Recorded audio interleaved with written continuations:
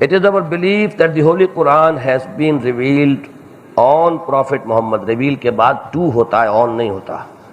اس سے آپ اردو میں لکھ دیتے, کیا حرج تھا؟ How can we strengthen our belief? Up to what extent we can be rational in our belief? سوال ایسا ہے کہ شاید اردو میں واقعتاً وہ صحیح اپنا مفہوم ادا کرنے میں دقت محسوس کرتے. بہرحال دیکھیے, یہ ایک بہت باریک اور لطیف سوال ہے جو انہوں نے کیا ہے. یقین کس شے کا نام ہے, اس کا تجزیہ کیجئے.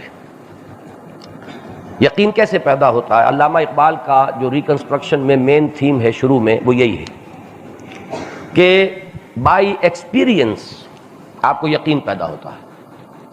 لوگ کہتے ہیں چینی میٹھی ہوتی ہے, میٹھی ہوتی ہے, میٹھی ہوتی ہے, میٹھی ہوتی ہے. آپ کو کچھ نہ کچھ اعتماد ہو جائے گا کہ جب اتنے لوگ کہہ رہے ہیں تو سچ ہی کہتے ہوں گے, جھوٹ تو نہیں بولتے. لیکن جب آپ نے چینی اپنی زبان پر رکھی اور چکھ لی کہ میٹھی ہے, اب یقین آپ کو کامل حاصل ہوگا. جس کو کہتے ہیں کہ شنیدہ کہ بوند بامنند دیدہ, تو یہ جو اپنا ایکسپیرینس ہے اصل میں کنوکشن اس سے وجود میں آتی ہے. اب اسی کو انہوں نے ڈیولپ کیا ہے کہ ایک تجربہ ہے خارجی, جو ہمارے یہ حواس خارجیہ ہیں, ان کے ذریعے سے ایک تجربہ ہم کرتے ہیں. میں نے اس کو چھو لیا, یہ سخت چیز ہے. کسی گدی کو دیکھا, یہ نرم چیز ہے. کسی چیز کو چکھ لیا, یہ میٹھی ہے. یہ ہمارے حواس خارجی ہیں, آنکھوں سے دیکھا, کانوں سے سنا. ایک انٹرنل ایکسپیرینس ہوتا ہے انسان کا, باطنی تجربہ, کہ کسی چیز کا آپ سنتے ہی کوئی اندر سے کوئی شے گواہی دیتی ہے, ٹھیک ہے یہ بات.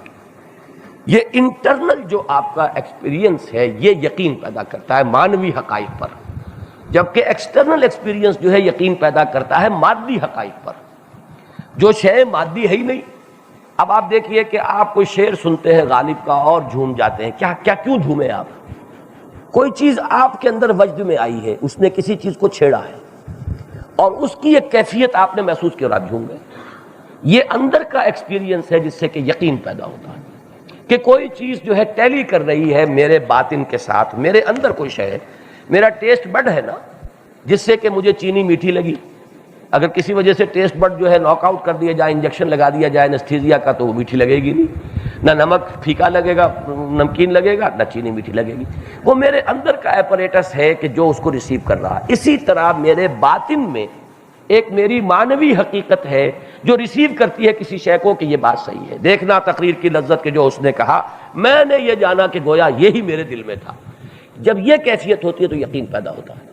قرآن مجید کو پڑھتے ہوئے جب انسان یہ محسوس کرے کہ یہ بالکل میری فطرت کی ترجمانی ہے, بات صحیح ہے, دل کو لگ رہی ہے, میرے اندر سے اس کے لیے ایک تائید اور توثیق جو ہے وہ برآمد ہو رہی ہے, اس سے قرآن پر کنوکشن پیدا ہوتا ہے کہ جو میری نیچر کا منبع ہے وہی منبع اس کلام کا ہے.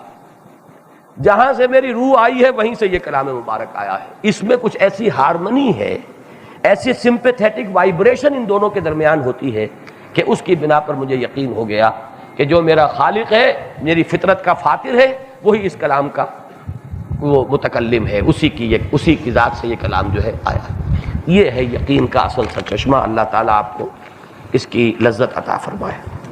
اس کو امام ابن قیم رحمۃ اللہ علیہ نے اس حقیقت کو ایک عجیب انداز میں بیان کیا ہے. وہ یہ کہتے ہیں کہ کچھ لوگ ایسے ہیں کہ جب قرآن پڑھتے ہیں تو وہ یوں محسوس کرتے ہیں کہ قرآن ان کے لوح قلب پر لکھا ہوا ہے, وہاں سے پڑھ رہے ہیں. یعنی ایک تو یہ نا کہ مصحف ہے, کتاب ہے, اس کے اندر حروف ہیں, لیکن ایک کچھ لوگوں کو اس درجے احساس ہوتا ہے ہم آہنگی کا کہ قرآن در حقیقت میرے دل پر لکھا ہوا ہے, میں وہاں سے پڑھ رہا ہوں. اتنی ہم آہنگی اپنی فطرت کی وہ محسوس کرتے ہیں قرآن کے ساتھ, تو اس سے در حقیقت وہ یقین کامل پیدا ہوتا ہے.